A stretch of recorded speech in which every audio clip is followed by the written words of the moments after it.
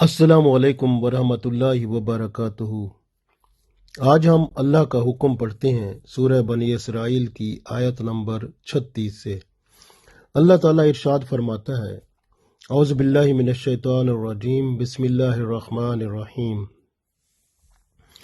ولا تقف ما لیس لک بہ علم ان السمع والبصر والفؤاد کل اولئک کان عنہ مسئولا۔ اللہ تعالیٰ نے ارشاد فرمایا کہ ولا تقفو، اور اس کے پیچھے نہ پڑو، ما لیسا لکا بہ علم، جس کا تجھے علم نہیں ہے، یعنی ایسے کام کے پیچھے نہ پڑو جس کا علم نہ ہو۔ تو نہ تو فضول ڈسکس کرو، فضول بحثیں کرو جس کا آپ کو علم ہی نہیں ہے۔ فضول اس کی بحثیں کرنے کا فائدہ کیا ہے؟ نہ بحثیں کرو اور نہ اس پر عمل کرو، پہلے علم حاصل کرو، پھر اس کے بعد سمجھو اور عمل کرو۔ اللہ نے فرمایا وَلَا تَقْفُ مَا لَيْسَ لَكَ بِهِ علم، اور پیچھے نہ پڑو اس کے جس کا تمہیں علم نہ ہو۔ ان السمع، بے شک کان، والبصر، اور آنکھ، والفؤاد، اور دل، کلو، ان سب سے، اولئک کان عنہ مسئولا، قیامت کے دن ان سب سے سوال کیا جائے گا۔ اس وقت قیامت کا دن جب ہوگا تو اس وقت آپ کے کانوں سے، آپ کی آنکھوں سے اور آپ کے دل سے سوال ہوگا، کیونکہ زبان بند ہو جائے گی، اور جسم سے جب سوال کیا جائے گا تو کان بھی جواب دیں گے، اور آنکھ جواب دے گی، اور دل جواب دے گا، کیونکہ آپ علم حاصل کرتے ہیں یا تو کتاب کو دیکھ کر حاصل کرتے ہیں، یعنی کہ پڑھتے ہیں تو آنکھ استعمال ہوتی ہے۔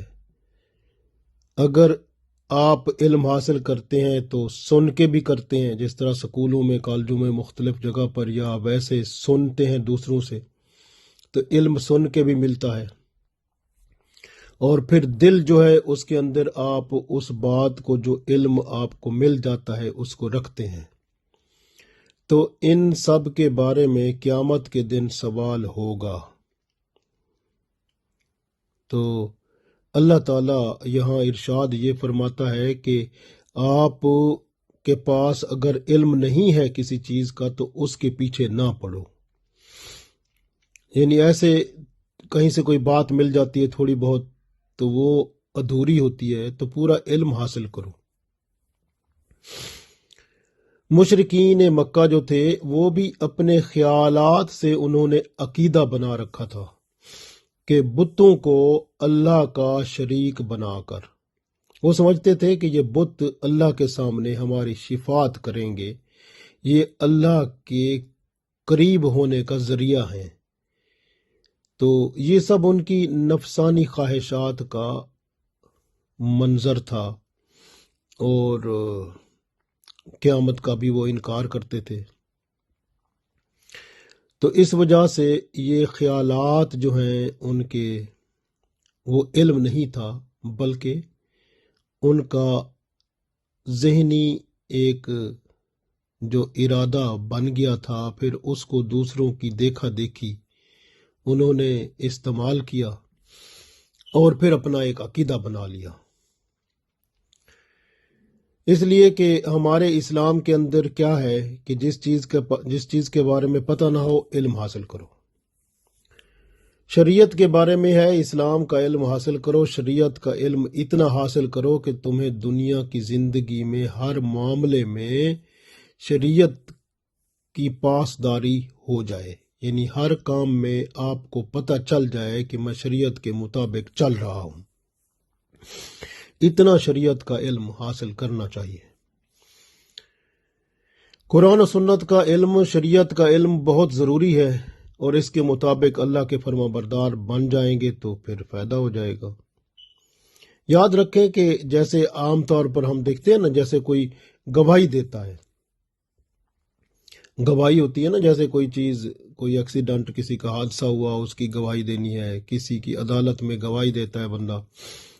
گواہی کے بارے میں بھی یہی ہے کہ ان السمع والبصر والفؤاد، یعنی پہلے بندے نے یا تو اس کو دیکھا ہو، سنا ہو، پھر دل بھی، اس دل کے اندر وہ بات موجود ہو جتنا واقعہ تھا، پھر اس کو گواہی کے طور پر بندہ بیان کر سکتا ہے.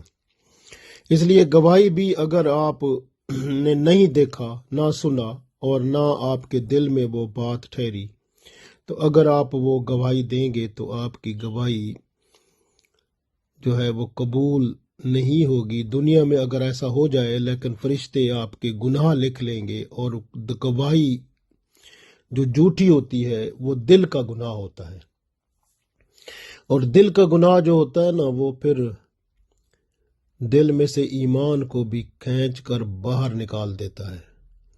تو اس لیے یاد رکھیں کہ یہ جھوٹی گواہی بھی دل کا بڑا گناہ ہوتا ہے، اور قیامت کے دن اگر آپ کسی کی جھوٹی گواہی دیں گے تو آپ کا دل جو ہے اس کی وضاحت کر دے گا کہ یہ اس نے غلط مجھ سے کام لیا تھا. اسی طرح سے کسی پر بدکاری کی تہمت لگانا، الزام لگانا، غیبت چگلی کر کے، تو یہ بھی نہ سنا، نہ دیکھا، نہ پتہ ہے. ایسے آپ نے یا کسی نے بدکاری کی، کسی پر تہمت لگا دی، تو پھر قیامت کے دن آپ کو یہ پھر عذاب کی طرف لے جائیں گی چیزیں. جھوٹ بولنا بھی، دیکھیں آپ نے نہ سنا نہ دیکھا، ایسے ہی کہہ دیا، یہ جھوٹ ہے. سنی سنائی بات کو بھی آگے نہیں کرنا چاہیے جب تک تسلی نہ ہو. تسلی سے مراد وہ پوری تسلی کہ واقعی یہ بات سچ ہے. جب تسلی ہو جائے تو پھر اس کو آگے بھیجنا چاہیے. تسلی جو ہوتی ہے یا تو دیکھ کر ہوتی ہے، یا سن کر ہوتی ہے، یا پھر اس کو پوری تسلی سے دیکھا جاتا ہے، یا اس سے اس کا علم جس کے پاس ہوتا ہے اس سے پتہ چلتا ہے. رسول اللہ صلی اللہ علیہ وسلم فرماتے ہیں، عبداللہ بن عمر رضی اللہ تعالیٰ عنہ راوی ہیں، مسند احمد میں یہ حدیث ہے کہ جس شخص نے اللہ کی حدود میں شفاعت کی یا سفارش کی، وہ اللہ کے حکم کی مخالفت کرنے والا ہے.